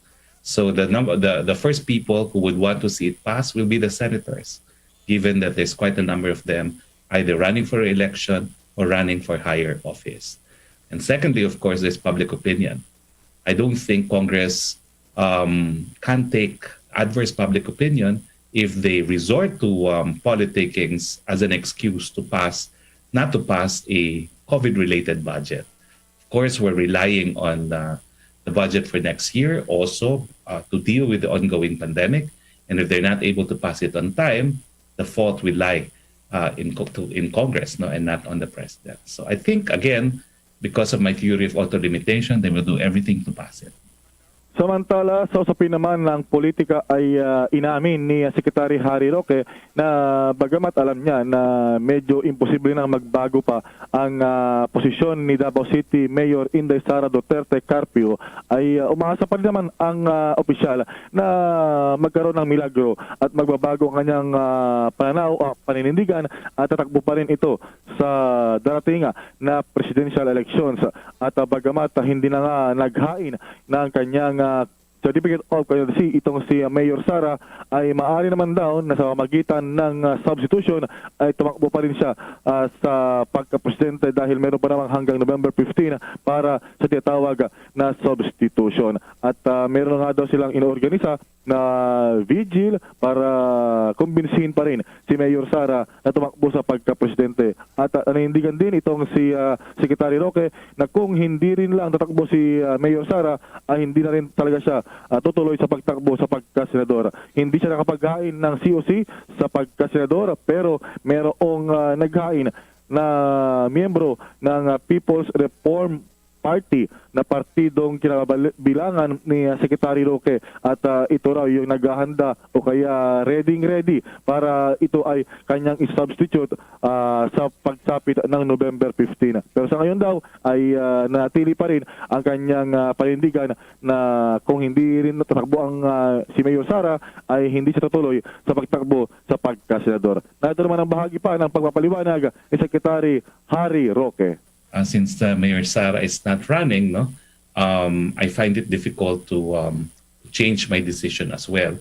Although I will reveal for the first time that on the last day of filing, Mayor Sara called me, and she in fact said that I should run. She was persuading me to run, and I told her, ang hirap naman na tumakbo na hindi ko talaga alam kung sino man lang yung ulo, no? How much more an ulo na I do not believe in, no? Kaya although she was persuading me na talagang go ahead and run, I said I will not. Although meron pa kaming unfinished business ni Mayor Sara, because I did say na we have to sit down and talk about what to do with her followers, no?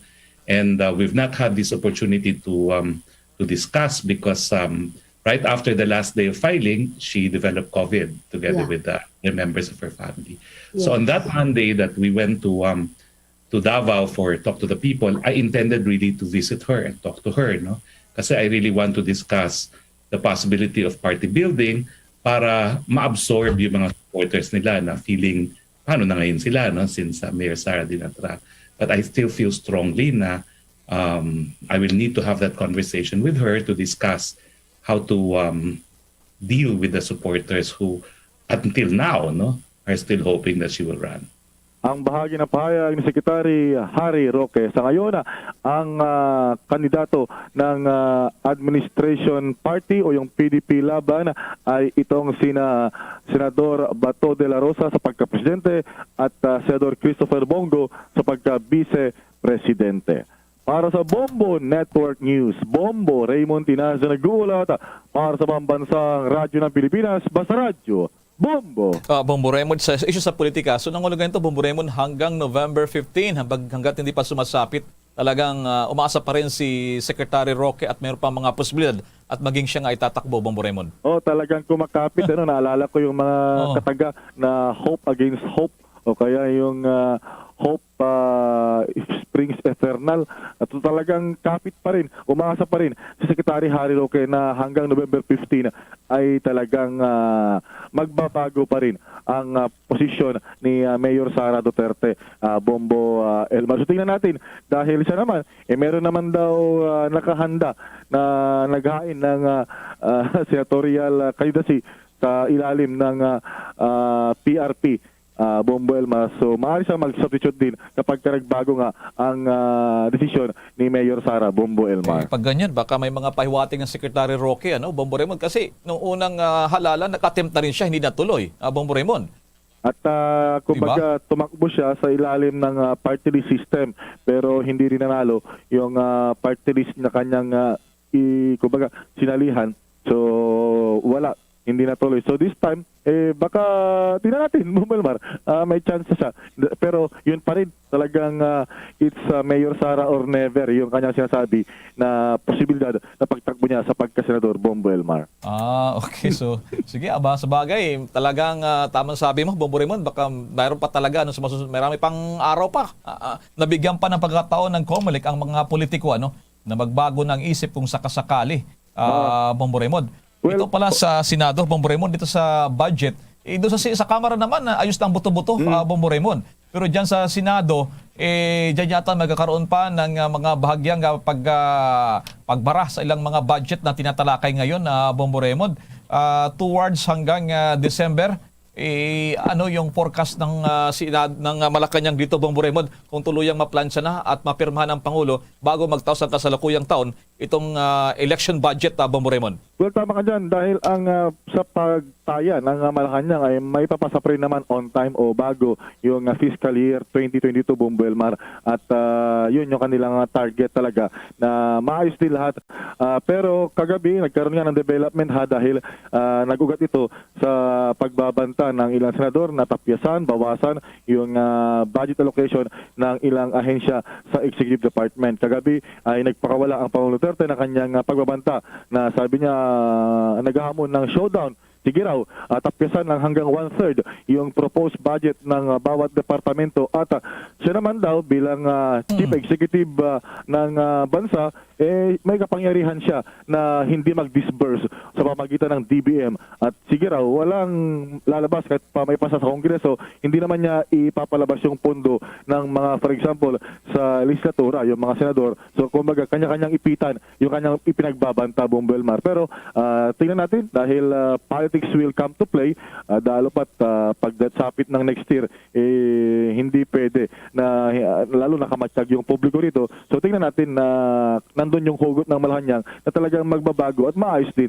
ang sabi mo nga, Bomboy Mar, yung buto-buto ng mga senador, Bomboy Mar. Alright, maraming salamat, Bombo Raymond. Samantala, sa patuloy pa natin mga balita, umaalma itong si Energy Secretary Alfonso Cusi na bagi lamang ng harassment at political propaganda ang inihayang kaso laban sa kanya may kaugnayan sa pagbebenta sa shares sa Malampaya Gasfield.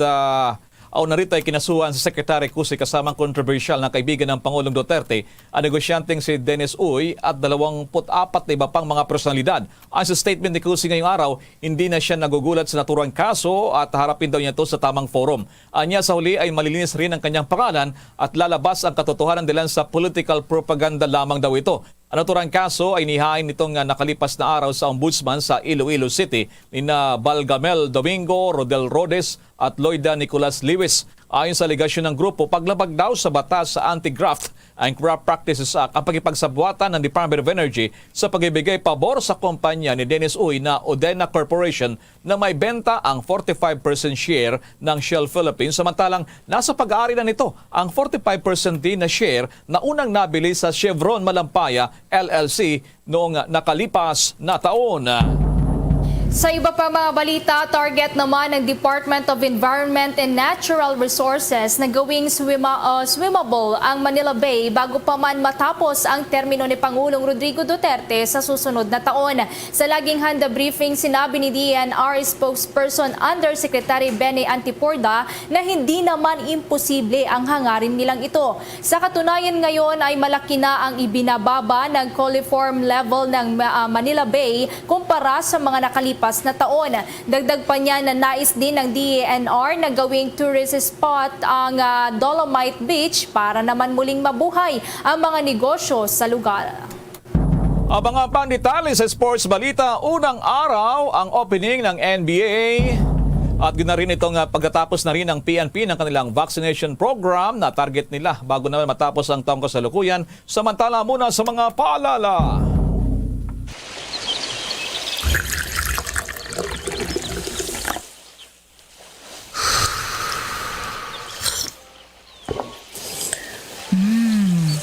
Have a light and refreshing day with a new Dunkin' Brewed Tea. Taste the full-bodied flavor of Dunkin' Black Tea and sip on the delicate flavor of Dunkin' Green Tea. Enjoy it hot or iced. Price starts at 55 pesos at select Dunkin' stores nationwide.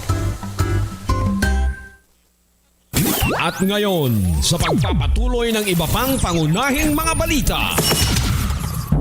Samantala, tinatapos na ngayon ng PNP ang kanilang vaccination program. Ngayon sumampa na raw sa mahigit 200,000, 98.3% na mga pulis kasama yung personahya nabakunahan na laban naman sa COVID-19. Mula ito sa kabuang 223,000 police force nationwide. Bate naman sa data na labas ngayon ng PNP administrative support mula sa Health Service din at sa pag-ugnayan ng Bombo Radio kay PNP Deputy Chief for Administration na si Commander Ascot Commander Lieutenant General Joselito Veracruz. Kanyang sinabi sa Bombo Radio, tinatapos na nila ang pagbabakuna sa kanilang mga active personnel kaya hindi na simulan ang vaccination para sa minor de edad na dependents ng mga pulis. Ayon sa General, posibleng sunod na buwan, maaari na silang magbakuna ng mga dependents, subalit kanilang bibigyang prioridad ang mga adult dependents bago ang mga minor de edad. Gid pa ng General, nakadepende kasi ang kanilang supply sa bibigay na allocation ng Department of Health. Sa ngayon kasi sa kabuang 376,000 doses ng COVID vaccine ang naibigay na nationwide. Ang health news atin po sa atin ng Immunomax, the one and only immunomodulator made with CM Glucan. Madako muna tayo dyan sa Maya, Cebu City dahil sa abay yung lungsod ng Cebu. Hindi raw susundin ang direktiba ng IATF sa isyu pa rin ng darating na Todos Los Santos. Bubuksan pa rin daw sa publiko ito namang mga sementeryo. May detalye ang Star FM Cebu.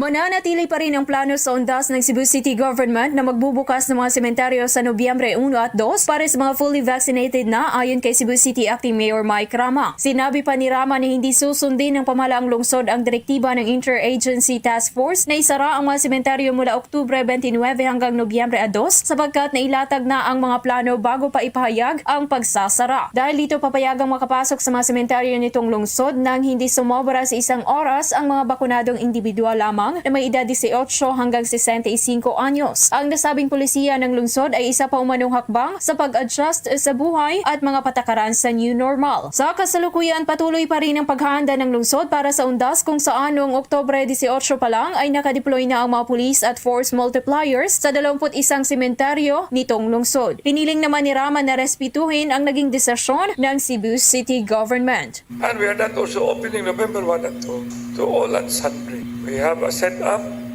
and we will continue to review this setup.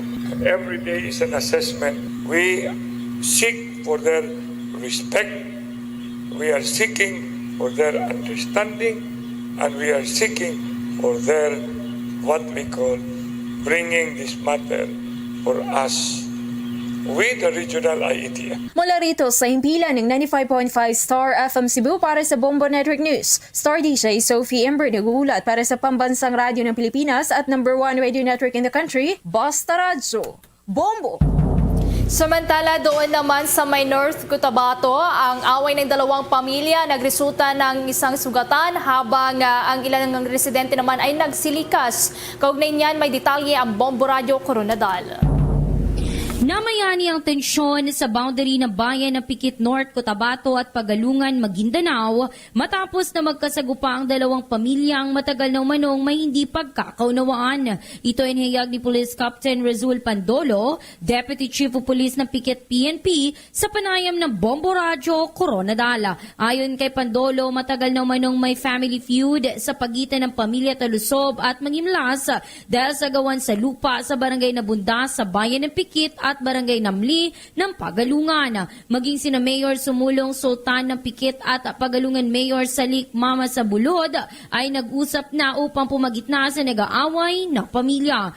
Unang nangyari ang tensyon noong nakaraang araw at nasundan naman ito kaninang tanghali. Sa ngayon, rumesponde na ang militar upang masiguro na walang madamay na sibilyan sa nasabing enkwentro. Previous na mga armed confrontation between groups ay meron talaga tayo mga recorded, especially sa mga boundaries area natin, dito sa karatig bayan natin sa Pagalungan and some other conflicting families. Yan ang ulat mula dito sa Bombo Radio Coronadal para sa Bombo Network News. Bombo Donhart Militar para sa Pambansang Radyo ng Pilipinas at consistent #1 sa probinsya ng South Cotabato, Basta Radio. Bombo!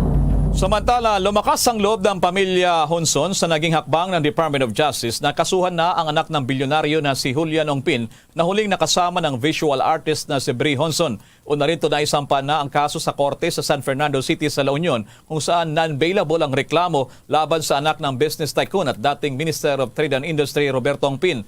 Narito ang pahayag ng ina ni Bri Honson na si Ginang Sally Honson. But today, God gave me a flicker of hope. Today on the news, it was announced that a case would be finally filed against Julian Ongpin on his drug possession charges. This is good news as we commemorate her passing. Jail Julian Ongpin for violating RA 9165.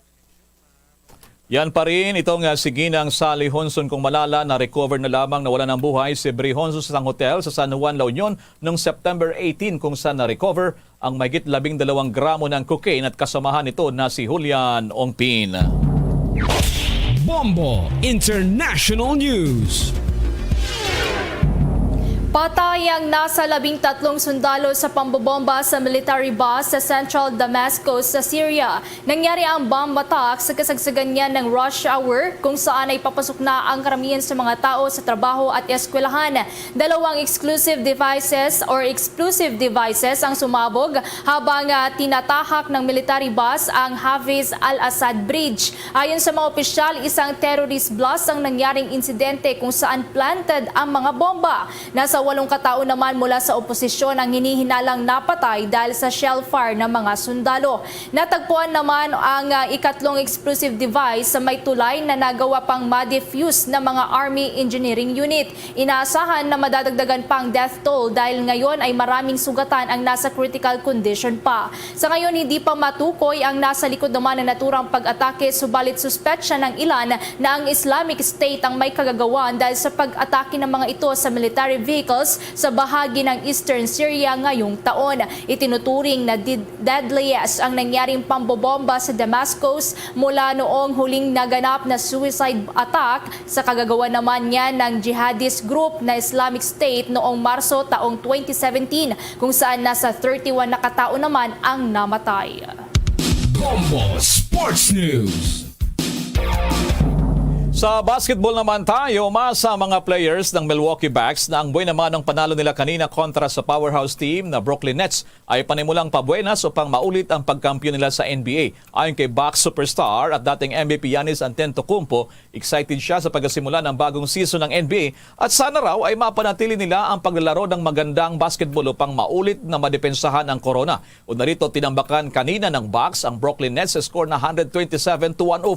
Agad nagpakitang gilas si Giannis kumamada ng 32 points na sinamahan pa ng 14 rebounds. Sa Brooklyn naman, nasayang ginawa ng mga superstar na si Kevin Durant. May 32 points, 11 rebounds habang si James Harden ay nagtapos sa 20 puntos. Tulad ng inasa ng isa sa Big 3 sa Nets, si Kyrie Irving hindi pa rin nakalaro dahil sa hindi pa rin nagpapabakuna. Bago nagsimulang laro kanina, iginawad sa mga players ng Milwaukee Bucks ang kanilang mga championship ring sa isinagawang seremonya sa harap ng selebrasyon ng libo-libong mga fans. Bombo Entertainment News.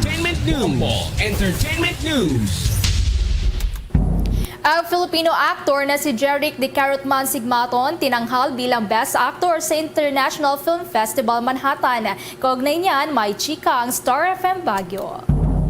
Tinanghal bilang Best Actor sa short film sa katatapos na International Film Festival Manhattan, ang Filipino actor na si Jeric De Carotman Sigmaton. Si Jeric ang isa sa mga leading actor na gumanap sa Cordilleran short film na Dayas sa history ng IFFM New York. Ito ang unang pagkakataon na manalo ang Cordilleran actor sa short film category. Sa naging pahayag sa Star FM Baguio ng direktor ng Dayas na si Gianlyn Floresca, ibinahagi nito ang kanyang kagalakan sa pagkilala hindi lamang sa mga cast, pati na rin sa kanyang obra. Proud din umano ito dahil naipakita ang talentong Pinoy, hindi lamang dito sa Pilipinas, pati na rin sa ibang bansa. I just wanted to, do something with the passion that I have and help these Cordilleran talents. And, yung ginagawa pala natin ay talagang may imprint worldwide. So, sobrang masaya ako at sobrang saya ko din para sa ating mga talento na nabigyan ko ng opportunity. Bahagi ng pahayag ng director na si Gianlyn Floresca, balita sa panayam ng Star FM Baguio. Maliban kay J-Rick, wagi din ang Philippine veteran actress na si Janice de Belen bilang Best Actress sa kanilang pelikula na Wounded Blood. Si J-Rick ay tubong Barlig Mountain Province at nakilala bilang the Carrot Man of the Philippines. Iyan ang report mula Star FM Baguio para sa Bombo Network News. Star DJ Nash para sa pambansang radyo ng Pilipinas. Basta Radyo,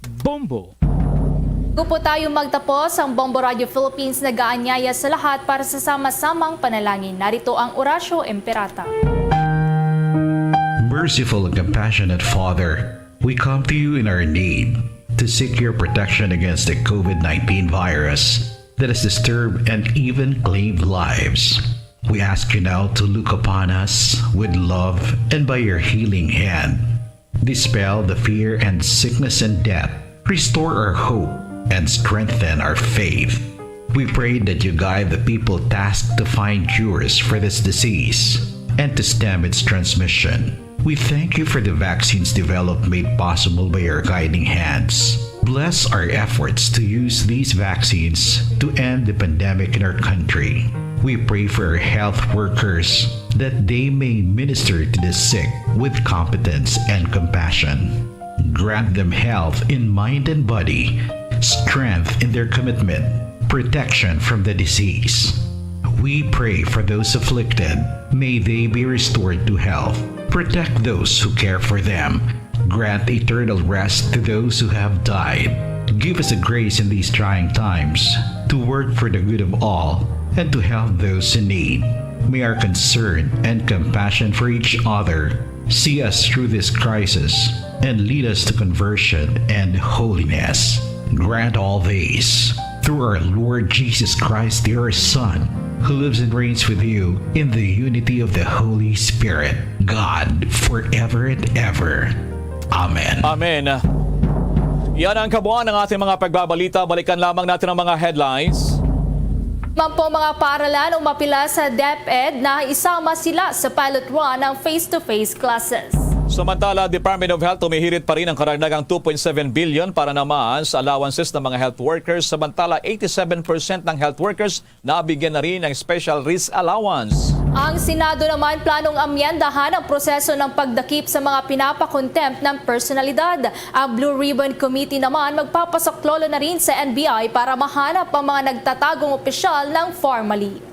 Samantala, Presidential Spokesman Harry Roque umasa pa rin magbabago ang isip ni Mayor Sara Duterte na tumakbo sa pagkapresidente. Ang Malacanang dudang magkaroon naman ng reenacted budget sa taong 2022 dahil sa bangayan ng Pangulo kasamang ilang mga senador. Ina ng visual artist na si Brie Honson doon sa Davao, emosyonal nang masampahan na ng kaso si Julian Ongpin doon sa La Union.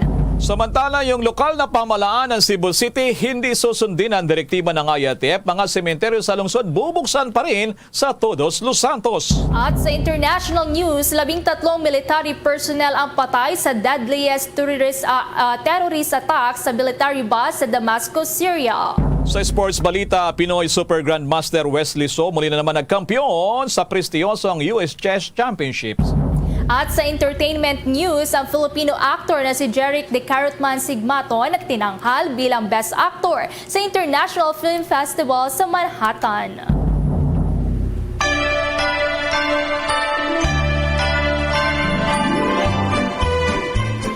Mga kabombo ka Star Nation, para sa ating Christmas countdown, 66 days to go bago ang Pasko. At live nationwide, worldwide, via satellite. Mula sa Bombo News Center, Makati, kami po ang naghatid ng mga balita. Ako si Bombo Everly Rico. Ako naman si Bombil Maracol para sa pambansang radyo ng Pilipinas. Basta Radyo, Bombo! At sumainyo ang kalipunan ng maiinit at pangunahing mga balita sa Bombo Network News. Hatid sa inyo ng pambansang radyo ng Pilipinas. Bombo Radio Philippines. Sa Radyo Bombo!